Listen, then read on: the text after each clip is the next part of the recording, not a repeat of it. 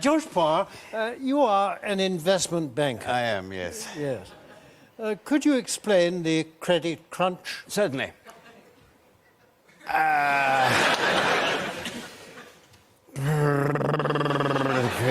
Yes.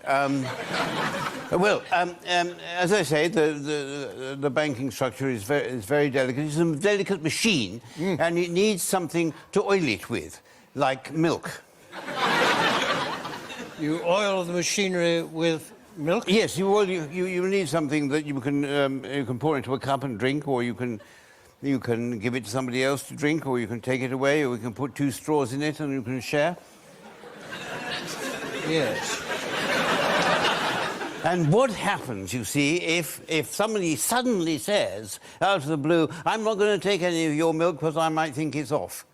And then I'm not going to give any of your milk. And then all the milk is standing around and gets rancid and hardened. And then when you get hard milk, what do you get? Cheese. No. It's more like a jelly. It wobbles, you see, and at this point, the man in the street turns to his wife and says, Irene, or whatever her name happens to be, we can't have that new house you wanted because all the milk has turned to jelly. I hope that's clear. Yes, but isn't the real cause of this crisis the fact that for years the banks have been lending huge amounts of money to people who can't possibly pay back? That's very, very simplistic. A banker can't possibly know the circumstances of each individual borrower. I mean, somebody who comes for a mortgage wants to borrow something unknown to the bank. He might have his grandfather living with him, and again, unknown to the bank, his grandfather might be incontinent, which then the borrower has to spend large chunks of his income on new underpants, on colostomy bags, on recarpeting the lounge every 3 weeks. And, you see, we have to come up with systems and ways of allowing for that. And what systems have you come up with? Well, our boffins have thought of some very complex financial instruments. Do you know what a collateralized debt obligation is? No.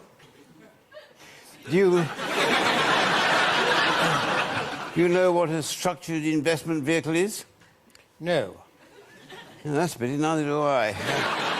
Well, and we have these things, these CDOs and SIVs, and we put all the dodgy mortgages and the incontinent grandfathers in them, and then, hey presto, the credit rating agencies call them AAA.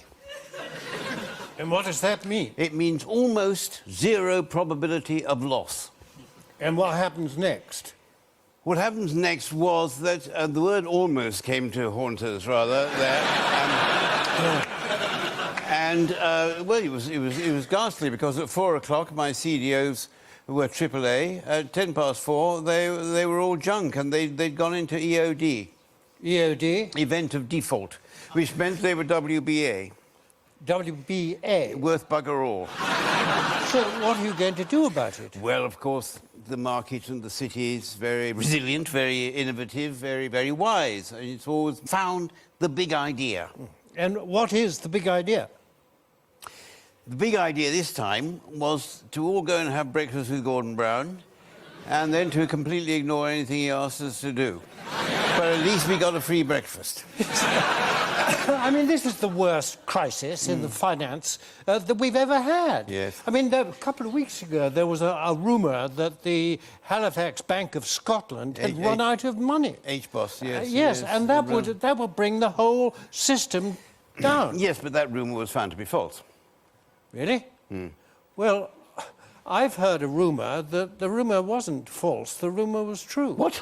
What? Where did you hear that? Well, there you are, you see. Don't you realise the danger to the markets when they're affected by this kind of speculation? Yes, but, well, a very notable commentator on the markets said recently that the banks believe they would be less vulnerable to speculation if the Bank of England made good any holes in their finances.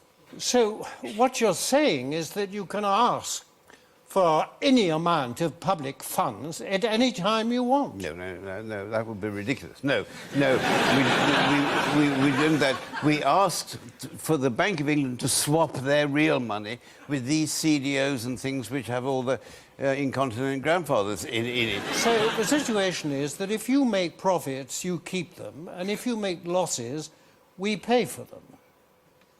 That sounds good to me, yes.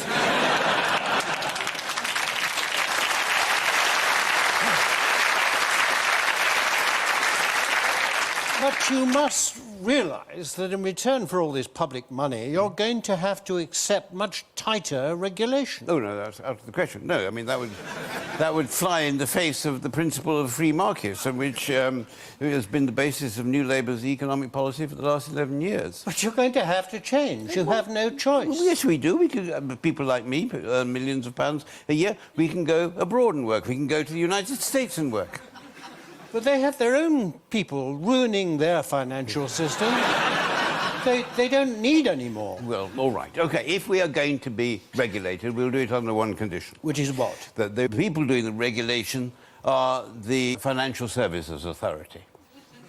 But they're the people that completely failed in the case of Northern Rock. Exactly.